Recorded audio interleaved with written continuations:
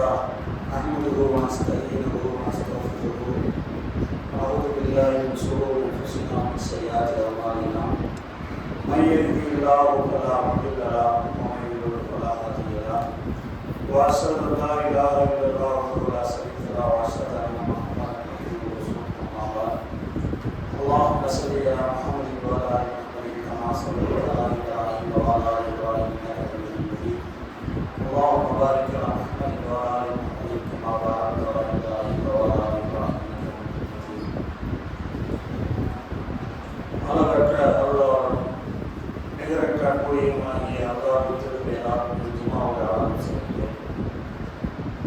உலக மக்கள் எல்லாம் ஒன்று கூடி ஒரு மனிதரை பின்பற்றும் என்று தீர்மானித்தால் இவரை பின்பற்றிக் கொள்ளுங்கள் என்று உலகத்துக்கு ஒத்து சொல்ல தகுதி படைத்த நபிகள் நாயகம் ஸல்லல்லாஹு அலைஹி வஸல்லம் கலவரத்தில் ஏற்றப்பட்டும் சுடுகுள் கிடத்தப்பட்டும் இந்த மாற்றத்திற்காக உயிர் தியாகம் செய்த உத்தம சத்திய சகாபாக்கள் சகாபிக்கும் அல்லாஹ்வுடைய தூதரும் எதை சொன்னார்களோ அதை மட்டுமே கட்டுப்பட்டு நடக்க வேண்டும் என்ற நோக்கத்தில் அல்லாஹ்வை வணங்காத கட்டுப்படாத மக்களுக்கு ஒன்றாவுக்கு ரசித்தோம் அந்த அல்லாஹ்வுடைய உற்சாகத்தினை நாம் மனிதர் மீது என்ற நம்முடைய பிரார்த்தனையோடு எனது ஜும்மாவுடைய கணித்துக்குரிய அல்லாஹ்வின் நல்லடியார்களே, அல்லாஹ் ரப்பல் ஆலமீன் இந்த உலகத்திலே மனித சமுதாயத்தை படைத்து இந்த மனிதர்களுக்கு வழிகாட்டுதலாக திருமறை குர்ஆனை சொல்வதற்காக ஏராளமான நபிமார்கள் இந்த உலகத்திலே அல்லாஹ் ரப்பல் ஆலமீன் இந்த உலகத்துக்கு வந்த இறை தூதர்கள் அல்லாஹ்வை மட்டும் வணங்குங்கள், அவனுக்கு இணை வைக்காதீர்கள் என்கின்ற கொள்கை மட்டும் இல்லாமல் நபிமார்களோடு இருந்த அந்த சமுதாயம் செய்யக்கூடிய அநியாயங்களையும் அக்கிரமங்களையும் சீர்கேட்டான காரியங்களையும் எதிர்த்து அந்த மக்கள் அடக்குமுறை செய்யக்கூடிய நேரத்தில் அதற்கும் எதிராக குரல்குடியவர்களாக நபிமார்கள் இருந்ததை அல்லாஹ் திருமறை குர்ஆனிலே சொல்லி காட்டுகிறான். இறைவனுக்கு மட்டும் இணை வைக்காதீர்கள் என்ற கொள்கை மட்டும் சொல்லாமல் அந்த சமுதாயத்தில் இருக்கக்கூடிய பிரச்சனைகளை மக்களிடத்திலே அது ஆணித்தனமாக பதிவு செய்யக்கூடிய அளவுக்கு நபிமார்கள் இருந்ததை அல்லாஹ் திருமறையிலே சொல்கிறார். அடக்குமுறைக்கு எதிராக ஒரு நபி குரல் கொடுக்கின்றார், நீங்கள் செய்யக்கூடிய இந்த அடக்குமுறை எல்லாம் அநியாயம் அக்கிரமம் என்று. மக்கள் பொருளாதாரம் கொடுக்கக்கூடிய நேரத்தில் அந்த பணத்தை வாங்கிட்டு அவர்களுக்குரிய பொருளில் மோசடி செய்யக்கூடிய ஒரு சமூகம். சுஹைப் நபி என்று சொல்லக்கூடிய அந்த சமுதாயத்தில் மிகப்பெரிய ஒரு அநியாயமாக அந்த காரியத்தை அவர்கள் செய்தார்கள். சுஹைப் அலைஹிஸ்ஸலாம் அவர்கள் சொல்கிறார்கள், நீங்கள் செய்யக்கூடியது மிகப்பெரிய அநியாயம். மக்களுக்கு கொடுக்கக்கூடிய பொருளில் எடையை குறைத்து விடாதீர்கள், நேர்மையான தராசி மூலமாக மக்களுக்கு உரிய பொருளை கொடுத்து விடுங்கள் என்று எச்சரிக்கை செய்கின்றார்.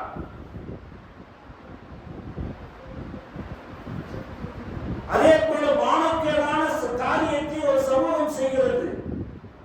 ஓரினை சேர்க்கை லூத் அலைஹிஸ்ஸலாமுடைய சமூகத்திலே ஆனா உலகத்தில் யாரும் செய்யாத ஒரு காரியத்தை நீங்க செய்றீங்களே, இதிலிருந்து விலகிக் கொள்ளுங்கள் என்று லூத் நபி அவர்கள் சொன்னார்கள்.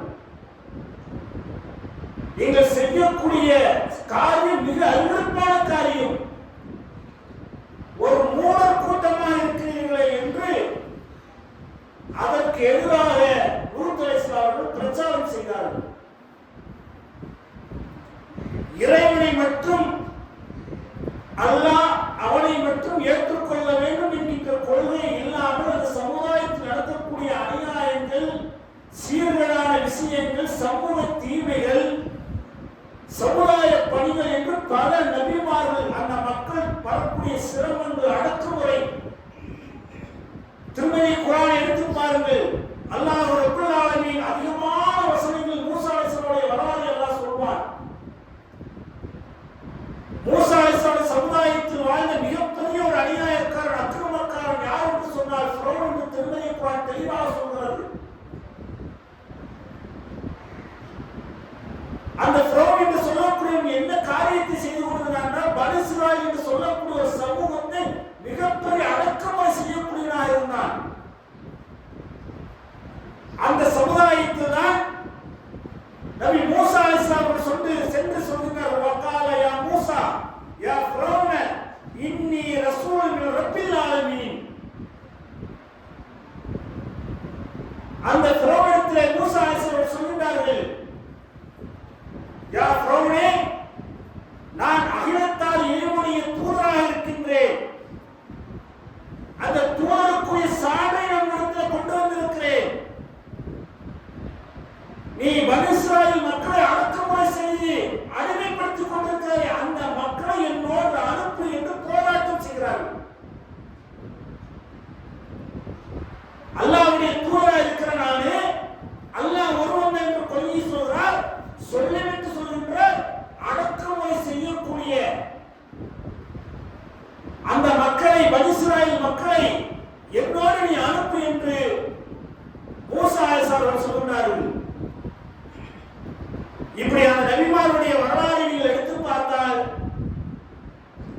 பல இறை தூதர்கள் அந்த சமூகத்திற்கு எதிராக, அவர்கள் செய்யக்கூடிய அநியாயத்திற்கு எதிராக மிகப்பெரும் பிரச்சாரம் செய்தார்கள். சமூக தீமைக்கு எதிராக பிரச்சாரம் செய்தார்கள். அந்த மக்கள் மீது அக்கறை கொண்டார்கள். கஷ்டப்படக்கூடியவர்களுக்கு உதவி செய்தார்கள். அல்லாஹ்வுடைய தூதர் கூட நபியுல்லாஹி ஸல்லல்லாஹு அலைஹி வஸல்லம் இறை தூதர் ஆவதற்கு முன்பாகவே அந்த சமூகத்தின் மீது அக்கறை, உறவினர்கள் மீது அக்கறை, கஷ்டப்படக்கூடியவர்கள் சுமை அல்லாஹ்வுடைய தூதர் அவர்கள் சுமந்து கொள்வார்கள். ஒரு முஸ்லிமை பொறுத்த வரைக்கும் நான் ஒரு முஸ்லிம் என்று சொல்லி இந்த உலகத்தில் வாழக்கூடிய நேரத்தில் அல்லாஹ்வை ஏற்றுக்கொண்டேன், தூதரை நம்பிவிட்டேன், அந்த வழிமுறையை நடப்பேன் என்று சொன்னால் வணக்க வழிபாடு மட்டும் இருக்கக்கூடாது, தன் குடும்பத்திற்கு மட்டும் சேவை செய்யக்கூடியவராக இருக்கக்கூடாது, பொதுநலம் கலந்து அவருடைய வாழ்க்கை அமைத்துக் கொள்ள வேண்டும். இது இஸ்லாமுக்கு காட்டித்தர வழிமுறை. அல்லாஹ்வுடைய தூதர் இறை தூதர் ஆவதற்கு முன்பாக அந்த காரியம் நல்ல பண்புகளிடத்தில் இருந்தது. நபியுல்லாஹி ஸல்லல்லாஹு அலைஹி வஸல்லம் வஹி வந்தவுடனே இதையெல்லாம் படப்படுத்துவாங்க. அல்லாஹ்வுடைய தூதர் அவர்கள் வந்து வீட்டுக்கு வரக்கூடிய நேரத்தில் கதீஜா அம்மையார் அவர்கள் ஒரு போர்வையை மீது போட்டுங்க என்று நபியுல்லாஹி ஸல்லல்லாஹு அலைஹி வஸல்லம் சொன்ன உடனே பயந்தவர்களாக, கிடுகிடு என்று நெருங்கியவராக அல்லாஹ்வுடைய தூதர் இருக்கக்கூடிய நேரத்தில் அம்மையார் சொன்ன பதில், பயப்படாதீர்கள், அல்லாஹ் உங்களை ஒருபோதும் கைவிட மாட்டான். ஏனென்றால் நீங்கள் கஷ்டப்படக்கூடிய மக்களுக்கு உதவி செய்கிறீங்க, சிரமப்படக்கூடிய சுமை நீங்கள் சுமந்து கொள்வீர்கள், ஏழையை ஆதரிக்கிறீங்க. நபியுல்லாஹி ஸல்லல்லாஹு அலைஹி வஸல்லம் பழக்க வழக்கம். அது மட்டுமல்ல, அந்த அரபு மக்களிடத்திலே சில நல்ல பழக்க வழக்கங்கள் அன்றைய காலத்தில் ஒரு சமூக பணியாக இடத்தில் இருந்தது. அல்லாஹ்வை ஏற்றுக்கொள்ளக்கூடிய, மதிக்கக்கூடிய அந்த சமூகத்தில் இருந்த பழக்கம் என்ன? யாராவது வெளியூர் வாசிகள் வந்தாலும் கூட அவர்களுக்காக உதவி செய்வார்கள். சஹீஹ் புகாரிலே 4ஆம் பாகத்தில் ஒரு சம்பவத்தை பார்க்கின்றோம். அபூ கிஃபாரி என்று சொல்லக்கூடிய நபித்தோழர் மக்காவிலே என்ன ஒரு கொள்கை, ஏதோ ஒரு புது கொள்கை வந்திருக்கிறது என்று சொல்லி அந்த கொள்கையை அறிவதற்காக வேணுங்கிற உணவெல்லாம் எடுத்துட்டு மக்காவில் வந்து உட்கார்றாரு. அபூ கிஃபாரி என்று சொல்லக்கூடிய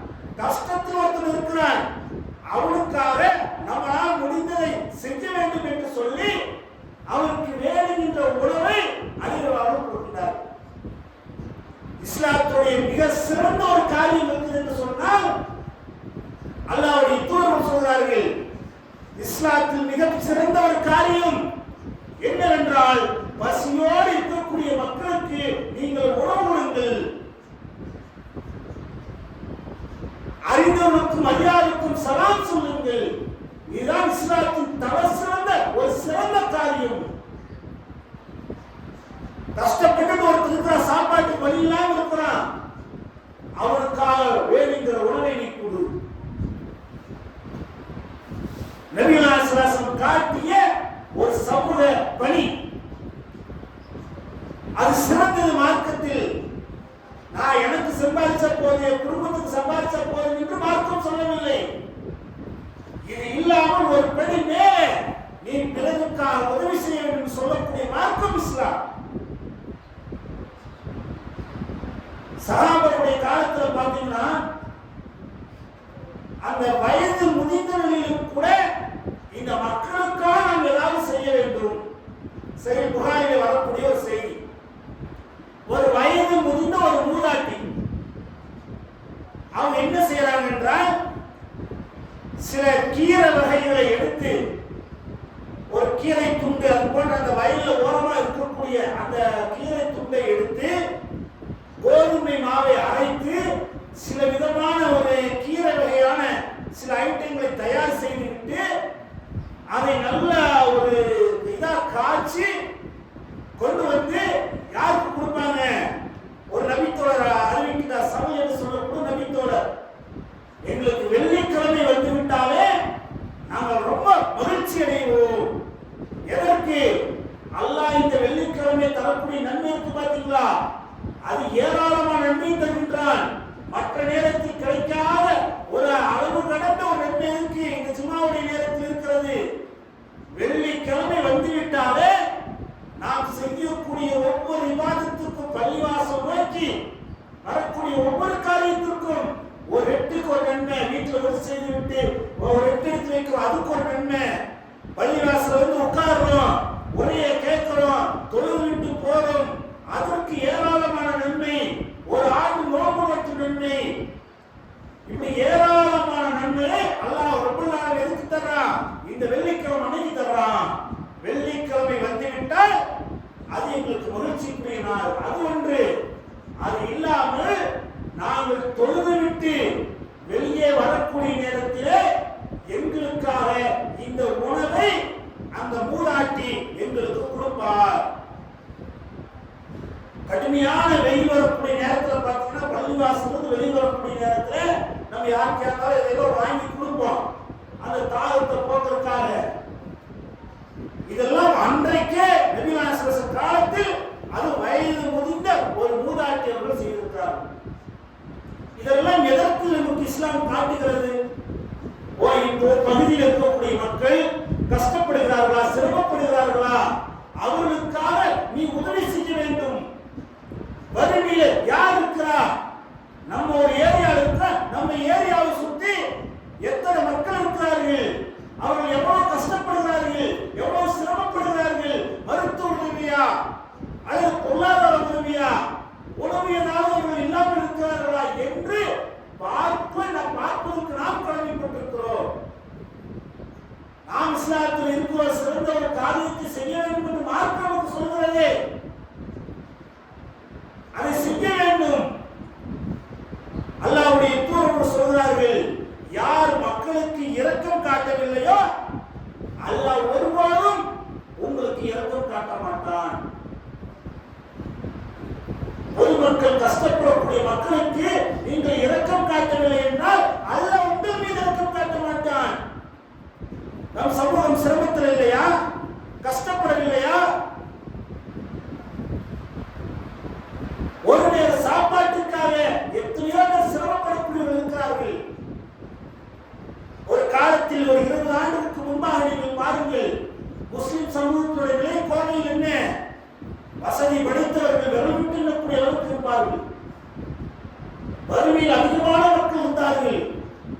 ஆனால் இன்றைக்கு அல்லாஹ்வுடைய அருள் அதிகமான மக்கள் வசதியாக இருக்கிறார்கள். வறுமையில் இருக்கக்கூடிய மக்கள் கம்மியாக இருக்கிறார். ஆனால் அந்த வறுமையில் இருக்கக்கூடிய மக்களுக்காக நாம் உதவி செய்யக்கூடியவர்களாக இருக்கிறோமா? அவருக்கு என்ன தேவை என்று இருக்கிற என்று நாம் அறியக்கூடியவர்களாக இருக்கிறோமா? இல்ல. தொழில் அவங்க பிரச்சனையா, ஒரு ஒரு குடும்பத்துல அவனுக்கு என்ன போதுமான வசதிகள், என்ன காரணம்? இஸ்லாமிய மார்க்கம் தான் மிகப்பெரிய வறுமையில் இருந்த ஒரு சமுதாயத்தை மிகப்பெரிய ஒரு சாம்ராஜ்யமாக உருவாக்கியது. கடனை அடைப்பதற்கு பொருளாதாரம் இருக்காது.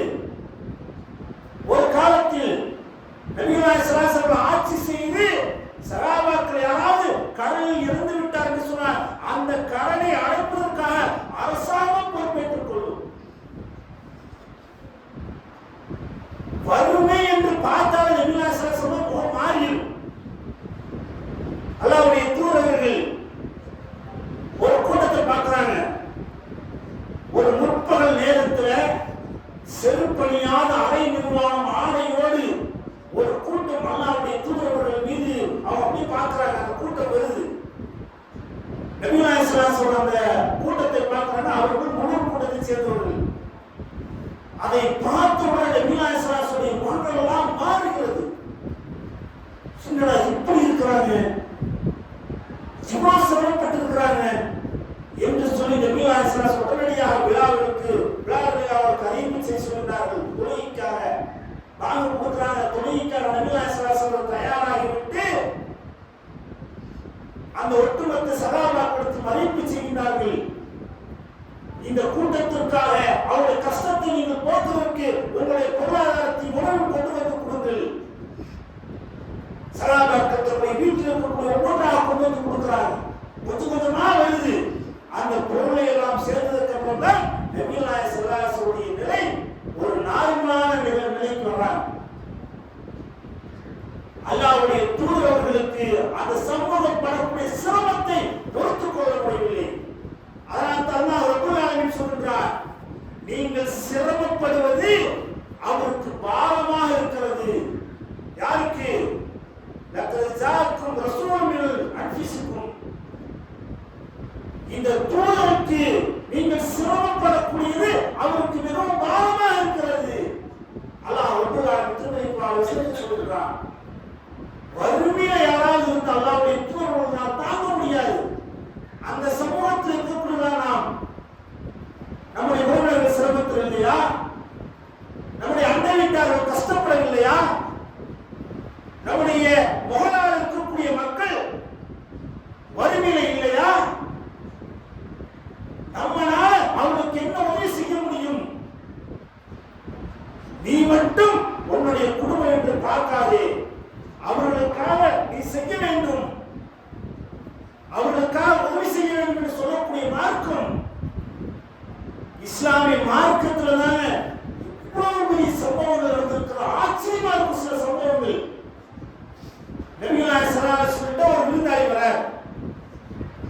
அல்லாஹ்வுடைய தூதர் அந்த விருந்தாளியை கண்ணியப்படுத்துவதற்காக என்ன செய்றாரு? ஏதாவது உணவு இருக்கிற என்று மனைவிமார்கிட்ட கேட்கிறார். தண்ணீரை தவிர எந்த உணவும் இல்லை. நபிகள் ஸல்லல்லாஹு அலைஹி மனைவிமார்கள் சொன்ன பதில். அல்லாஹ்வுடைய தூதர் அடுத்து சஹாபாக்களை கேட்கிறாங்க, இன்று இரவு இவருக்காக உணவு வைத்துக் கொடுவர் யார்? ஒரு அன்சாரி தோழர் செய்யறாங்க. அல்லாஹ்வுடைய தூதர், நான் அழைச்சிட்டு போறேன். அவர் அழைச்சிட்டு போறார். வீட்டுல போய் கேட்டா அவருக்கு உணவு இல்லை, அவங்க மனைவிக்கு உணவு இல்லை. உணவு இருப்பது அவங்க குழந்தைக்கு மட்டும்தான் இருக்கு. அப்ப இவர் என்ன செய்யறாரு? ஒரு விளக்கை ஏத்து உணவை கொண்டு வந்து வை, சாப்பிடக்கூடிய நேரத்தை அந்த விளக்கை அணைத்து விடு, அதற்கு முன்பாக இந்த குழந்தையை தூங்க வச்சிரு, அந்த விருந்தாளியை நாம் கண்ணியப்படுத்த வேண்டும் என்று சொல்றார். சொல்லிட்டு அதே மாதிரி அந்த உணவை வைக்கிறாங்க. அந்த விளக்கு அணைக்கப்படுது. அந்த உணவு சாப்பிடுறாங்க. யார் சாப்பிடுறா? அந்த விருந்தாளி மட்டும்தான் சாப்பிடுறார். இவர்கள் எல்லாம் செய்கை. அப்ப நபிகள் ஸல்லல்லாஹு அலைஹி சொல்றாங்க, அந்த அன்சாரி தோழரை பார்த்து, நீங்கள் செய்த காரியத்தை பார்த்து அல்லாஹ் மகிழ்ச்சி அடைகின்றார், வீழ்ப்படைகின்றார். தனக்கு தேவை இருந்தும் கூட அடுத்தவர்களுக்காக முன்னுரிமை கொடுத்தார்களே. திருமறை குர்ஆன் வசனத்தை அல்லாஹ் இறக்குகிறான் இந்த சம்பவத்தை வச்சு. ஆனா தனக்கு தேவை இருக்கு, தேவை இருந்தும் கூட அடுத்தவர்களுக்காக முன்னுரிமை கொடுக்கிறார்களே.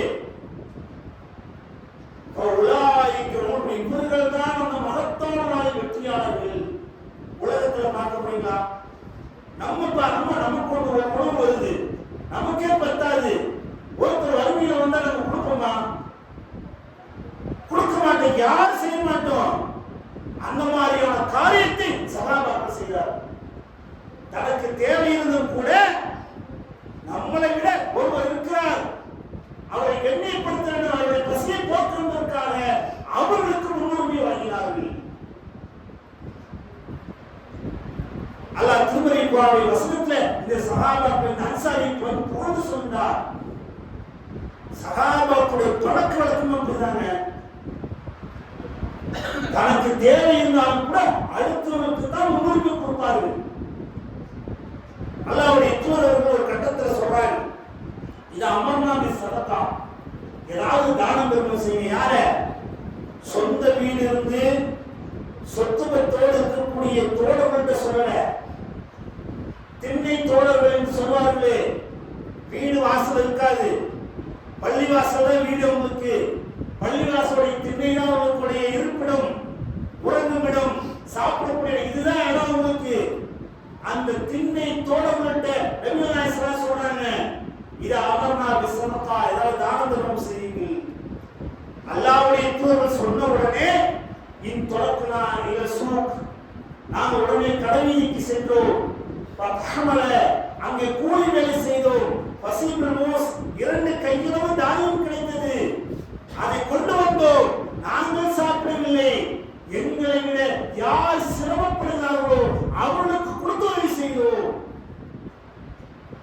எப்படியாப்பட்ட சகாபாக்கள்! அவங்களே வறுமை, சொந்த வீடு இல்ல, வறுமையில் இருக்கிறாங்க. ஆனால் எங்களை விட பிறருக்காக நாங்கள் தான தர்மம் செய்து விட்டோம். நபிகள் சொன்ன அந்த ஒரு வழிக்காக அந்த தோழர்கள் செய்தார்கள். செயல்பாடு இந்த செய்தியை பார்க்க முடிகிறது. அவர் பிறருக்காக தானம் தர்மம் செய்யக்கூடிய அளவிற்கு அந்த தோழர்கள் இருந்தார்கள். வறுமை சமுதாயத்தை பார்த்தால் அப்படியே அவர் கொஞ்சம் வறுமையா இருக்கக்கூடாது. நம்மளால என்ன செய்யலாம் சமூகத்திற்கு என்று அல்லாஹ்வுடைய தூதரோடு இந்த சஹாபா இருந்தார். அதே போல பாத்தீங்கன்னா நபிகள் நாயகம் காலத்திலேயே ஒரு தோழர் இருந்தார். இவருடைய வரலாறில் ஒரு முக்கியமான ஒரு படிப்பு நமக்கு இருக்கிறது. நபியுடைய செய்தி கிடைக்கல, இஸ்லாத்தை பற்றியான முழுமையான செய்திகள் கிடைக்காத காலத்தில் நம்ம குர்ஆன அதிகமா படிக்கிறது இல்லை, ஹதீஸ் அதிகமா படிக்கிறது இல்லை. ஏதாவது ஃபேஸ்புக் ஒரு பயான் வந்தாலும் அதை தள்ளி விட்டுருவோம். ஏதாவது வாட்ஸ்அப்ல குர்ஆன் வசனங்கள் வந்தாலும் அதை மேலோட்டமா பார்த்து தள்ளி விட்டுருவோம். சிரமப்பட்டு அதுல அல்லாஹ் நமக்கு என்ன செய்தியை சொல்றான் என்று யாரும் எந்த செய்தியும் பார்க்காம தான் இன்னைக்கு நம்ம கடந்து போறோம். வாரத்துல ஒரு 7 நாள், இந்த 7 நாள்ல திருமறை குர்ஆன் படிக்கக்கூடியவர்கள் வாரத்துல 2 நாள் ஒதுக்குவோமா? நபிகள் நாயகம் பொன்மொழியை அறிந்து கொள்வதற்காக 1 நாள் ஒதுக்குவோமா? இல்ல. அதிகமா பாத்தீங்கன்னா இந்த பழக்கம் இல்லாதவனா இருக்கிறோம்.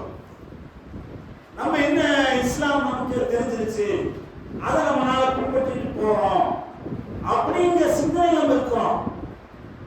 ஆனால் இந்த நபித்தோழரை பொறுத்த வரைக்கும் எப்பொழுது கிடைத்த மார்க்கம், அந்த மார்க்கத்தில் எப்படி உறுதியா இருக்கிறாரு பாருங்க. அதாவது ஸைத் இப்னு அம்ர் இப்னு நுஃபைல் என்று சொல்லக்கூடிய நபித்தோழர். இந்த நபித்தோழரை பற்றி இப்னு உமர் ரலியல்லாஹு அறிவிக்கிறாங்க. சஹீஹ் புகாரில வரக்கூடிய செய்தி. அதாவது நபிகள் நாயகம் ஸல்லல்லாஹு அலைஹி அவர்கள் நபி ஆவதற்கு முன்பாக, நபியை பட்ட வரல, அல்லாஹ்வுடைய தூதரும் இந்த ஸைத் பின் நுஃபைல் அவர்களும் இவங்க எல்லாருமே கூட்டமாக ஒரு பயணத்துல வர்றாங்க. பயணத்துல வரக்கூடிய நேரத்துல இன்றைக்கு மக்காவில் இருக்கக்கூடிய ஆயிஷா பள்ளி, அந்த இடத்துல என்ன செய்யறாங்கன்னா சில உணவுகளை கொடுக்கிறாங்க. யார் கொடுக்கிறா? நபிகள் நாயகம் ஸல்லல்லாஹு அலைஹி அவர்கள் இறை தூதர் ஆவதற்கு முன்பாக அவர் அல்லாஹ்வுடைய தூதர்கள் இந்த ஸைத் இப்னு நுஃபைல் அவர்களுக்கு அந்த உணவை கொடுக்கிறாங்க. உணவை கொடுத்தா இந்த நுஃபைல் என்ன செய்யறாருன்னா, ஸைத் இப்னு நுஃபைல் என்ன செய்யறாருன்னா அந்த உணவை மறுக்கிறார். எனக்கு இந்த சாப்பாடு வேண்டாம். அல்லாஹ்வுடைய கொடுத்தது அல்லாஹ்வுடைய தூதர், அவன் நபி ஆகல. இவர் கொடுத்த உடனே அது வேண்டாம் என்று மறுக்கிறார். என்ன காரணம் அவர் சொல்கிறார், இது சாம் உங்களுடைய நீங்கள் வணங்கக்கூடிய தெய்வங்களை சொல்லி அறுக்கப்பட்ட உணவு. அந்த இறைச்சி வைக்கக்கூடிய நேரத்தில் அவர் சொல்றார், உங்க தெய்வங்களை சொல்லி தானே நீங்க வணங்குறீங்க, அந்த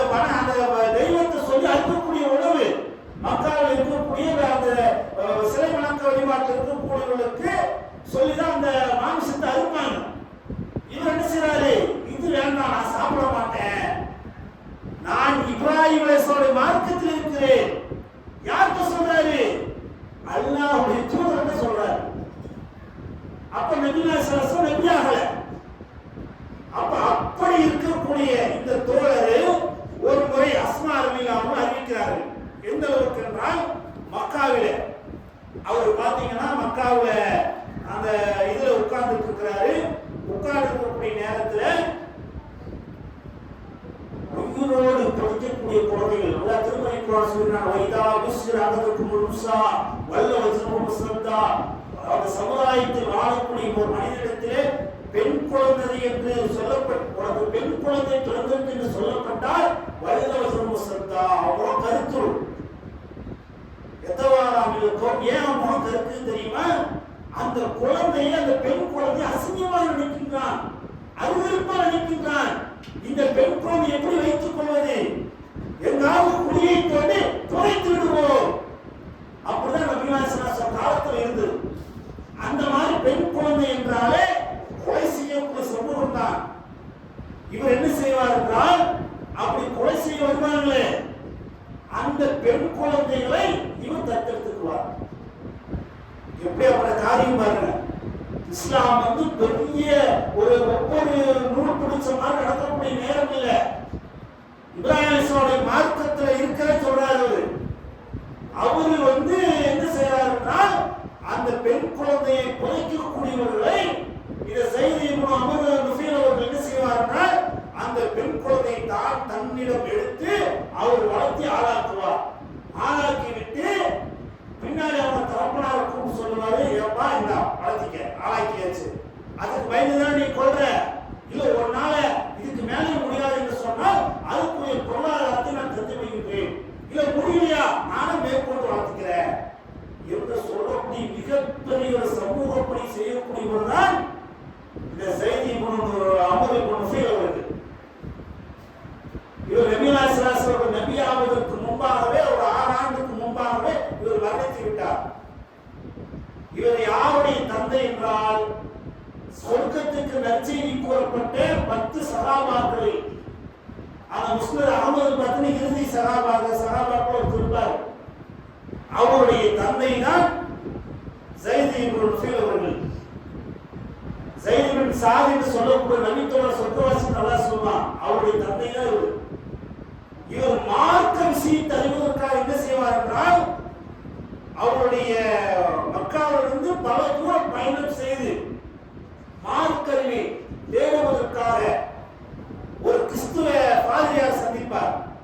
சந்திச்சு கேட்பார், உலகத்திலே சிறந்த மார்க்கம் என்ன? யார்கிட்ட கேட்கிறார்? கிறிஸ்துவ பாதிரியார்கிட்ட. ஒரு மார்க்க தேடுவதுள்ள ஒரு மனிதர் போய் கேட்கிறார். கேட்டா அவங்க சில காரியங்களாம் சொல்லிட்டு, சிறந்த மார்க்கம்னா நீ அனீஃபன், இப்ராஹிமுடைய மார்க்கத்தை நீ பின்பற்று, அதுதான் சிறந்த மார்க்கம் அப்படிங்கிறார். அந்த செய்தியை வாங்கிட்டு நேரம் ஒரு யூதர்கிட்ட வராரு, யூத மார்க்கறிஞர்கிட்ட வராரு.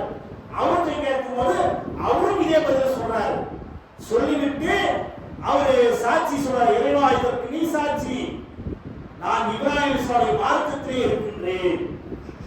இப்ராஹிம் மார்க்கத்தை இருந்தாட்டிக்கிட்டா ஒரு உணவு வருது, யார் கொடுக்கிறா? நபிகள் ஸல்லல்லாஹு அலைஹி கொடுக்குறாங்க. அந்த உணவை இவன் நிராகரிக்கிறார். இன்னைக்கு நமக்கு மார்க்கம் தெரியும், நம்ம சாப்பிடக்கூடிய உணவு ஹலாலா ஹராமா பார்க்கிறோமா? எப்படியாப்பட்ட ஒரு சஹாபியா இருந்திருக்கிறார் பாருங்க.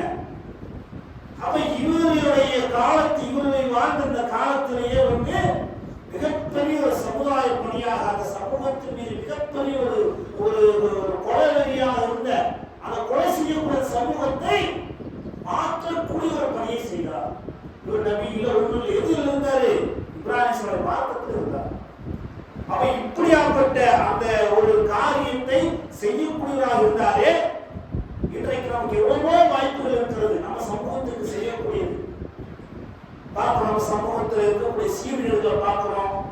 என்னென்ன செய்யறாங்க மக்கள், இளைஞர்களை பார்த்தோம் என்று சொன்னால் செல்போன்ல சீரழியக்கூடிய காட்சி, போதைய சீரழியக்கூடிய காட்சி, சின்னதிலிருந்து பெருசு வரைக்கும் எல்லாரும் என்ன செய்யறாங்க? போதைக்கு அடிமையாகி நம்ம நாள 2 பேருக்கு திருத்த முடியாதா? நமக்கு தெரிந்த உறவினர்கள்ட்ட சொல்ல முடியாதா? நம்முடைய குடும்பத்தில் நம்முடைய பிள்ளைகளை நம்ம எப்படி கண்காணிக்கக்கூடியதாக இருக்கிறோம்? இதெல்லாம் பார்த்து அவங்களை திருத்துவதற்கு நாம் கடமைப்பட்டிருக்கிறோம் இல்லையா?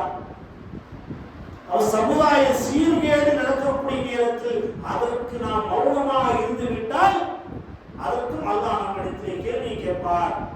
எவ்வளவு பெரிய நன்மை அல்லாஹ் தஆலா ஒரு பாதையில் கடக்கக்கூடிய ஒரு பொருளை நீங்கள் அகற்றினாலும் கூட அதற்கு நீங்கள் செய்யக்கூடிய மக்களுக்கு தொலை தரக்கூடிய ஒரு பொருள், அந்த பொருளை நீங்க அகற்றீங்க, அதை அல்லாஹ் தர்மமாக ஆக்குகின்றான். கணவனை இழந்து கை குழந்தையோடு சிரமப்படக்கூடிய பெண்ணுக்காக உங்களுடைய வாழ்வாதாரத்தை நீங்க கொடுக்குறீங்க. அந்த சிரமப்படக்கூடிய பெண்ணுக்காக உங்களுடைய பொருளாதாரத்தில் ஒரு பங்கை கொடுக்குறீங்க. அல்லாஹ் தரக்கூடிய நன்மை என்ன தெரியுமா? நீங்க போய் அல்லாஹ்வுடைய பாதையிலே போர் செய்தால் என்ன நன்மை அடைவீங்களோ அது போல ஒன்று உங்களுக்கு தருவார். ஒரு ஆண்டு நின்று வணங்கினால் என்ன நன்மையோ அந்த நன்மை உங்களுக்கு தருவார். ஒரு ஆண்டு நோக்க வச்சா என்ன நன்மையோ அதுக்கான பகரம் இந்த காரியம் யாருக்கு? சிரமப்படக்கூடிய ஒரு பெண், கை குழந்தையோடு இருக்கக்கூடிய பெண்ணுக்காக உதவி செய்யக்கூடிய நேரத்தில் அல்லாஹ் தரக்கூடிய மிகப்பெரிய ஒரு நன்மை. பாருங்கள், சமூகத்தை பாருங்கள். அந்த சமூகத்திற்கு நம்மளால என்ன செய்ய முடியுமோ அதை செய்ய வேண்டும். சிரமப்படக்கூடிய மக்களை மேலே தூக்கிவிட வேண்டும். ஒரு மருத்துவத்திற்காக சிரமப்படுகின்றானோ அவனுக்காக உதவி செய்ய வேண்டும். ரோட்டில் போகக்கூடிய நேரத்தில் ஒரு அடிபட்டு கிடக்கின்றான், நமக்கு என்ன என்று போகக்கூடாது. அவனுக்காக என்ன உதவி நம்ம அந்த நேரத்தில் செய்ய முடியும், செய்ய வேண்டும். இரவு நேரத்தை நன்றாக தூங்கிக் கொண்டிருப்போம், பக்கத்து வீட்டுக்காரர் தூங்கி வந்து கதவை தட்டுறாரு, இந்த மாதிரி உடம்பு சரியில்லை ஆஸ்பத்திரிக்கு வாங்க. நம்ம உடனடியா போய் அவனுக்கு உதவி செய்ய வேண்டும். செல்போன் எடுக்கிறோம், விடிய பார்த்துட்டு அப்படியே சுவிட்ச் ஆஃப் ஆக்கிட்டு போறோம். நம்மிடத்தில் ஒரு தேவைக்காக ஒரு கூப்பிடுவார், மருத்துவமனையில் இருந்து கூப்பிடுவார். நான் போன் எடுக்கல. ஒருவருடைய உறவினர் ஆஸ்பத்திரியில் சேர்க்கிறாரு, அவர் கலப்புல போன் எடுக்கல, அனாதை பணத்தில் சேர்த்திட்டார். நம்முடைய உதவி யாருக்காக என்றால் ஒரு நேரத்தில் தேவைப்படும். இரவு நேரத்தில் மட்டும் செல்போன் ஆஃப் செஞ்சார், கூப்பிடுவாங்க. தேவை இருக்கக்கூடிய கூப்பிடுவாங்க, உறவினர்கள் கூப்பிடுவாங்க, அண்டை வீட்டார் கூப்பிடுவாங்க. அவங்களுக்காக நாம் என்ன உதவி செய்ய முடியுமோ அதை செய்யக்கூடிய மக்களாக இருக்கிறோம். ஏன்னா மார்க்கு நமக்கு வலியுறுத்தி சொல்கின்றார். இதற்கான எவ்வளவு நன்மை இருக்கு என்று சொல்கிறார். நம்ம உலகத்தில் முஸ்லீமா பிறந்துட்டோம், தொழுதுட்டோம், நோம்பு வச்சுட்டோம், ஜக்காத்து கடமை தான தர்மம் செஞ்சுட்டோம். இது மட்டும் இல்லாமல் உன் சமூகத்தை பார்க்க சொல்கின்ற மார்க்கம் இஸ்லாம். எண்ணிக்கக்கூடிய அல்லாஹ் நல்லடியார்களே, இஸ்லாம் சொல்லக்கூடிய இந்த சமூக பணியை செய்யக்கூடிய மக்களாகவும் நம்முடைய வாழ்க்கையிலே மேலும் நடக்கக்கூடியவர்களாக பல ரகமான நம் அனைவருக்கும் ஆய்வு வருவாங்க. வா ஒரு இஸ்லாம்.